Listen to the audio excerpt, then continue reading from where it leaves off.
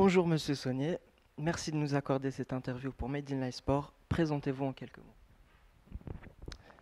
Bonjour, merci à vous de m'avoir invité. Boris Saunier, je suis de la direction régionale Jeunesse et Sport, ancien sportif de haut niveau en canoë et kayak. Aujourd'hui, mon rôle est d'accompagner justement ces sportifs de haut niveau dans leur double projet de sportifs et de formation. Parlez-nous des missions de la direction régionale de la jeunesse, des sports et de la cohésion sociale.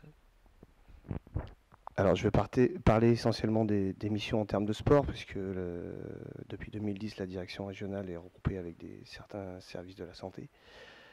Pour ce qui concerne le sport, il y a deux ordres, on va dire tout ce qui est sport fédéral, c'est-à-dire l'accompagnement des ligues, l'accompagnement des clubs dans leur structuration, dans leur financement et dans leurs projets pour se développer.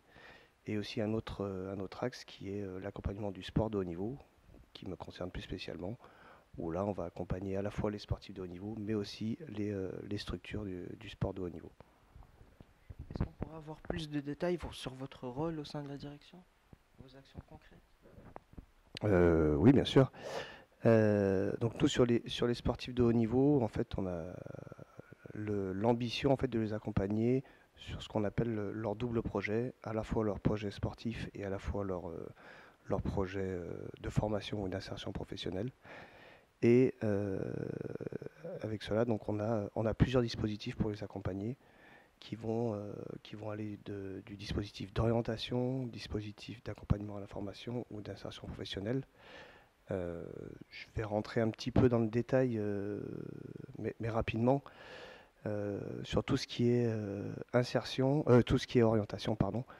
On les accompagne, en fait, on accompagne les jeunes en leur finançant des bilans d'orientation, c'est-à-dire qu'on va avoir des entretiens avec eux, voir leurs problématiques d'orientation, c'est-à-dire qu'ils ne savent pas toujours ce qu'ils veulent faire en parallèle de leur sport.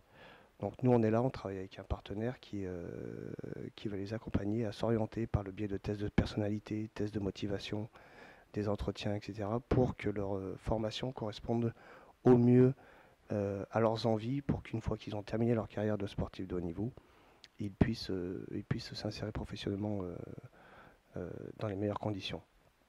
Après, on a tout ce qui est dispositif relatif à la formation, où notre rôle est de coordonner l'ensemble des écoles, des universités et des lycées pour accompagner au mieux les sportifs de haut niveau, à savoir des aménagements de formation, des reports d'examen, tout ce qui est bourse. Donc pour ce qui est bourse pour les sportifs de haut niveau, on a un gros partenariat avec le conseil régional, où là, le conseil régional accompagne financièrement les sportifs de haut niveau. Et enfin, le dernier dispositif, qui est le dispositif d'insertion professionnelle, où là, les sportifs qui sont employés dans une entreprise peuvent recevoir une subvention de l'État pour compenser le salaire quand le sportif est absent pour les compétitions, pour les stages. Donc là, on parle bien sûr du très haut niveau, les sportifs qui préparent les championnats du monde et les Jeux Olympiques. J'ai lu sur votre site que vous aviez un listing de tous les sportifs de haut niveau de la région. Est-ce qu'on pourrait savoir quelle est la différence entre un sportif de haut niveau et un sportif professionnel? Par exemple, est-ce que vous suivez les joueurs de l'OL, de l'ASVEL ou encore du Loup? Alors déjà sur le listing des sportifs de haut niveau, il faut savoir quand même que la région Rhône-Alpes a une liste d'environ 900 sportifs de haut niveau chaque année et 900 espoirs. Donc ça c'est le rôle des fédérations de faire des propositions au ministère des Sports ministère des Sports validera ensuite ou non le fait qu'ils soient sportifs de haut niveau, ce qui leur donne des droits en termes d'aménagement de formation ou de financement. Après, la différence entre un sportif pro et un sportif professionnel, elle vient essentiellement du fait d'un contrat de travail. Le sportif de haut niveau, il est reconnu par l'État, mais il n'a pas de contrat de travail en tant que tel. C'est-à-dire que souvent, il va continuer ses études ou continuer son travail à côté, quoi. C'est là essentiellement la principale différence, à savoir que nous, on s'occupe essentiellement des jeunes sportifs dans les centres de formation des clubs pro. Une fois qu'ils sont professionnels, voilà, ils sont à la charge entre guillemets de leur club. Nous, on va s'occuper d'eux dans tout ce qui est en amont, dans les centres de formation, les sportifs qui sont sous convention de formation, où là, ils ont les mêmes droits en termes d'aménagement de formation. Et est-ce que la région Rhône-Alpes a une belle représentativité en termes de sportifs de haut niveau? Oui, bah, comme j'ai dit tout à l'heure, il y a environ 900 sportifs de haut niveau licenciés en région Rhône-Alpes. Et la région Rhône-Alpes est la deuxième région de France, derrière l'Île-de-France. Et ça représente environ 14% de l'effectif national des sportifs de haut niveau. Donc oui, la région Rhône-Alpes est une très grosse région en termes de sport de haut niveau. Oui. Et que manque-t-il aujourd'hui au développement du sport de haut niveau en France? Que manque-t-il, on va dire de. Après, c'est assez complexe à répondre à cette question. Ça va dépendre de la. Comment dire?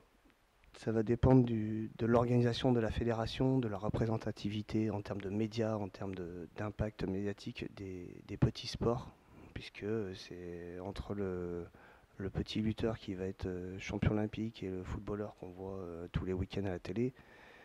En termes de nombre d'entraînements, en termes d'investissement, c'est quasiment la même chose, sauf que voilà, il y en a un qu'on va voir une fois tous les 4 ans, et à la différence d'un autre sport qui est un sport professionnel. Donc c'est un peu de la structuration, de la reconnaissance médiatique pour que les sports puissent se développer.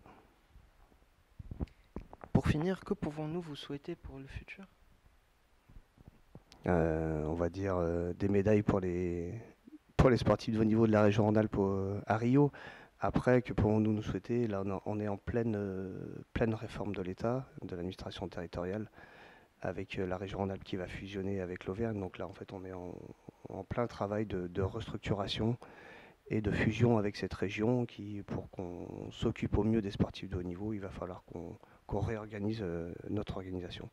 Donc, on va dire que ça se fasse au mieux et au plus vite, surtout, pour le bien des sportifs de haut niveau.